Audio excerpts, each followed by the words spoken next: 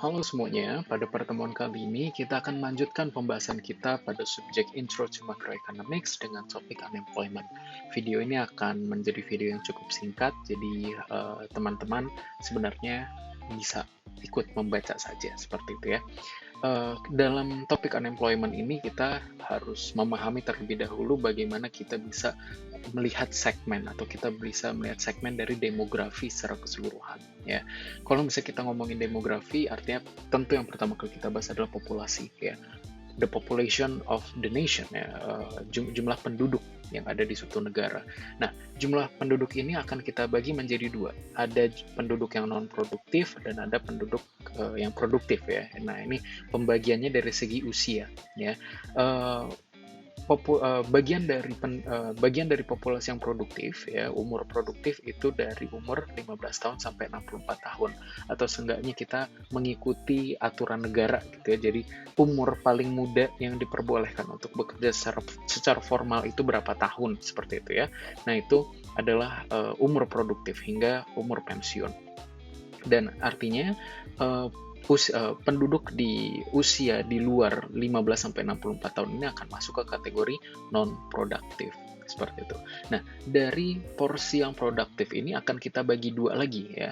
Akan kita bagi dua menjadi berdasarkan apakah mereka masuk ke dalam angkatan kerja atau mereka bukan termasuk angkatan kerja ya. So there's non-workforce and there's workforce ya.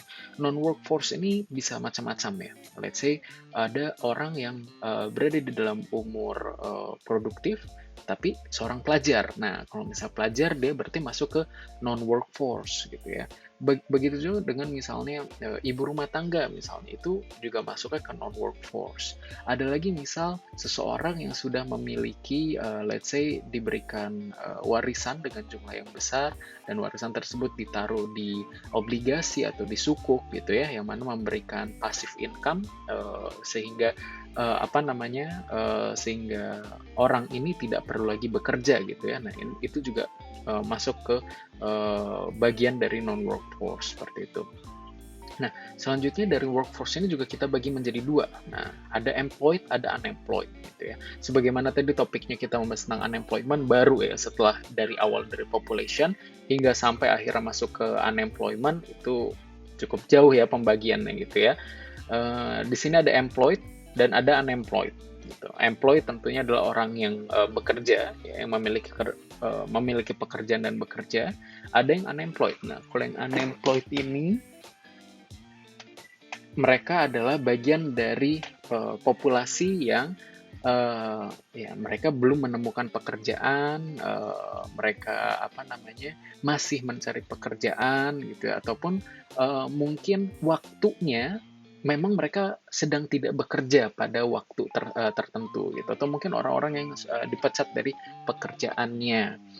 Nah, di sini ada beberapa rasio ya. Jadi rasio ini adalah perbandingan antara satu bagian dari populasi ke bagian populasi yang lain. Jadi kita biasa membandingkan, nah itu dari belakang ke depan. Jadi dari yang paling ujung ya sampai nanti ke populasi.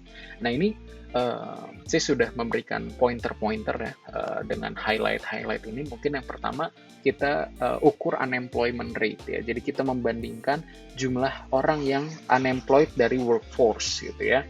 Nah, jadi kita bagi aja jumlah yang unemployed dengan workforce kalikan 100% dan kita akan mendapatkan unemployment rate. Ada juga labor force participation rate ya. Ini jadi kita membandingkan jumlah workforce terhadap jumlah orang yang produktif gitu ya, dikalikan 100%. Ada employed to population. Nah, ini ada dua nih. Jadi ada dua sumber, tapi dari sumber yang saya pilih, employed to population ini kita membandingkan jumlah orang yang bekerja terhadap bagian populasi yang produktif ya. Jadi employed dibagi dengan produktif dikali 100%. Dan ada dependency ratio. Dependency ratio ini adalah jumlah penduduk produktif dibandingkan dengan jumlah non produktif gitu ya. Nah, ini dependency ratio. Biasanya yang paling sering keluar adalah unemployment rate, labor participation rate, and dependency ratio. I will end this video there. Yeah, I will see you guys sometime soon. Goodbye.